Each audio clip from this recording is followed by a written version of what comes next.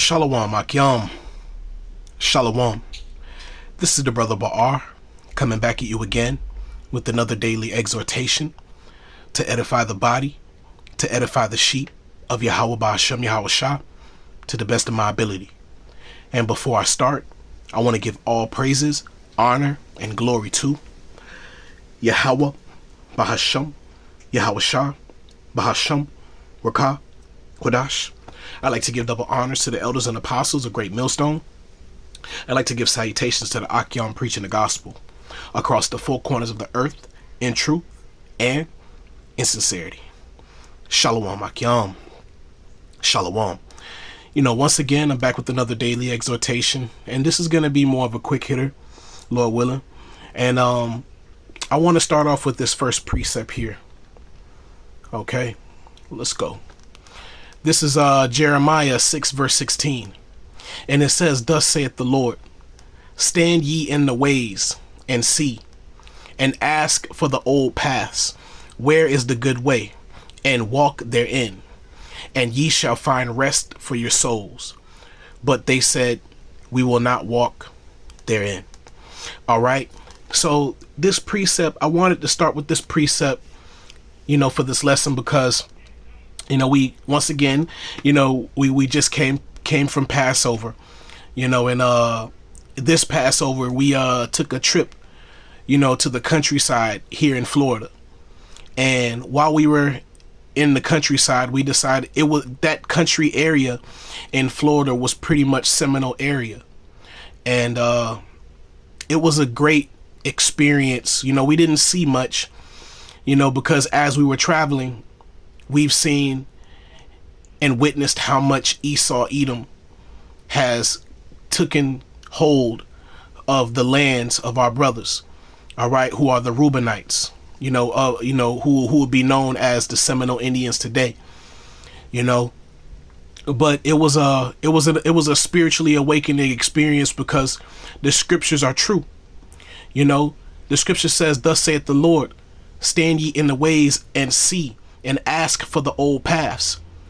By returning unto the Lord, by establishing his way, by reading the law, statutes, and commandments, by reading the blessings and also reading the curses, we can clearly see the curses that are upon our own people.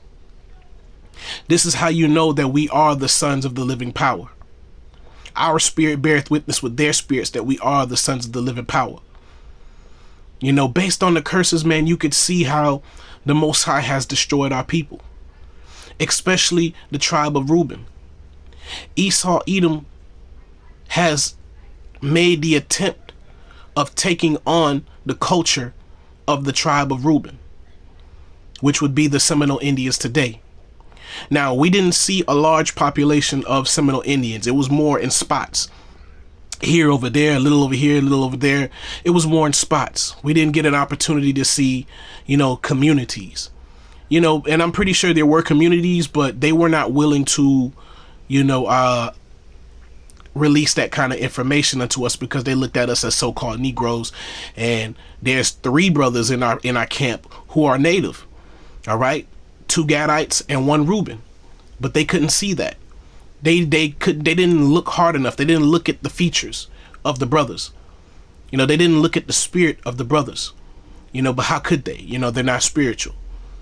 But by seeking the old paths, man, we're able to have a better understanding of our plight, of the things that we've been through, of the things that the Most High has put us through, man.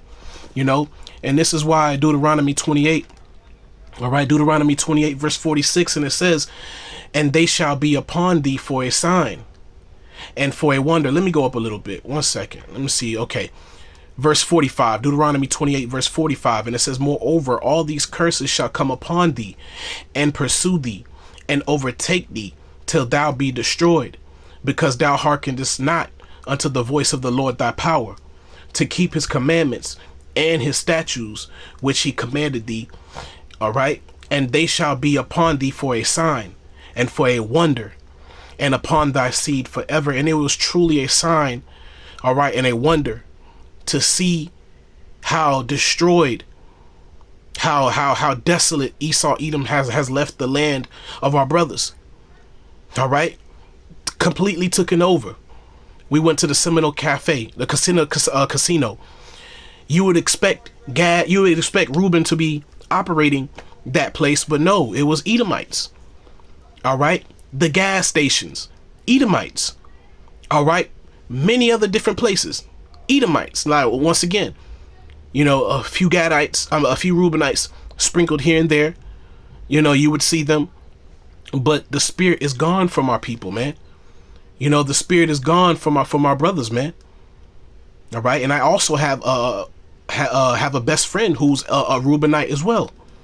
He has recently passed, but it was a great experience to see where his family was from.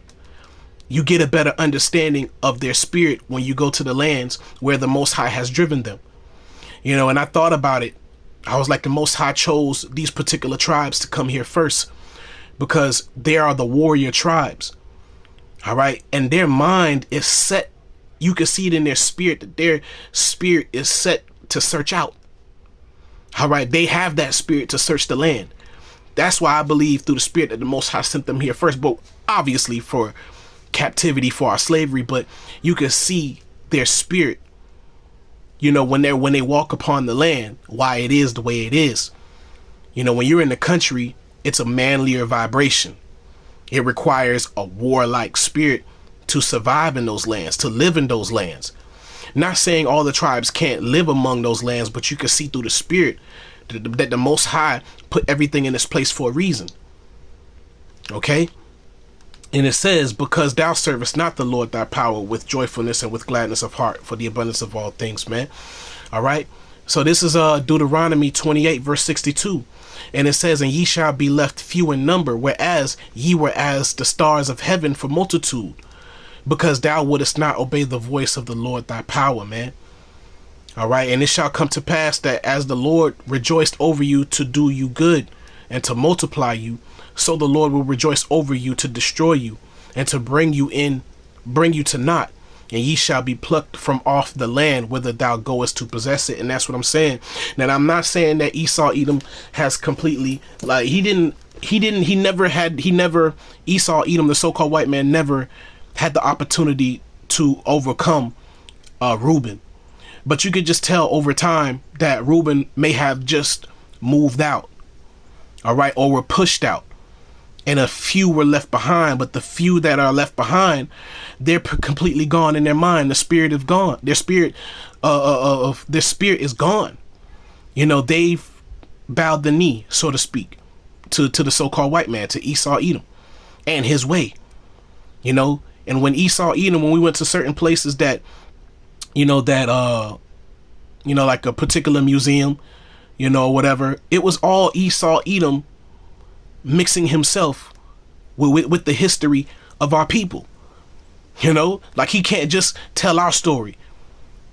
How could we, but the thing is, how could we trust our enemy to tell our story? It should be our people to tell our story. But nah, you have Esau Edom telling our story, but making themselves to be the hero and showing our people to be the coons. Gad and Reuben had a particular captivity that's much different than ours. I'm a Levite. I'm from the southern tribes. While we were in the fields, Gad, Reuben, and Manasseh, they were prisoners of war. They were captives of war. Esau Edom, the so-called white man, has used them to conquer the other nations, has used them to conquer these other lands. Because Esau Edom, he knew the particular tribes. He knew a lot more about us at that time than we understood. Okay? So they went through a different type of hell, man. This is why a lot of the Gad and Reuben, the warrior tribes, committed suicide. This is why they fell into depression. The others, they fully converted themselves into the ways of Esau Edom, and married Edomite women, and their children came out looking like, so-called white men. You know, the Most High has done a job over our nation, man. And in particular, this lesson is speaking about the tribe of Reuben. Okay, you know, so let me go back to Jeremiah 6 verse 17, and it says, also I set watchmen over you, saying, hearken to the sound of the trumpet. But they said, we will not hearken. And a lot of our people, they're not going to hearken. They're not going to return unto the Lord. They fully are set in the ways that they've established here in this land, in the ways of Esau, Edom. They refuse to return. All right. So, you know, I just wanted to make this lesson, you know, just wanted to shed a little light on that, you know, on the experience that we had. It was beautiful though. You know, it'll be a blessing to dwell amongst, you know, Reuben and Gad in the kingdom. You know, it'll be very interesting to see, you know, and to experience, you know, their life, you know, in righteousness. You know, but we'll get there. All right. Yahweh Shem Yahshua Ratazah. You know, I'm a part of that number, that first fruits that get to reign with our brothers.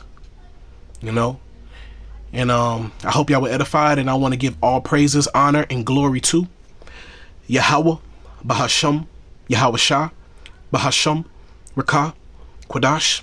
I like to give double honors to the elders and apostles of Great Millstone. I like to give salutations to the Achion preaching the gospel across the four corners of the earth in truth and in sincerity. Shalom, Achion. Shalom.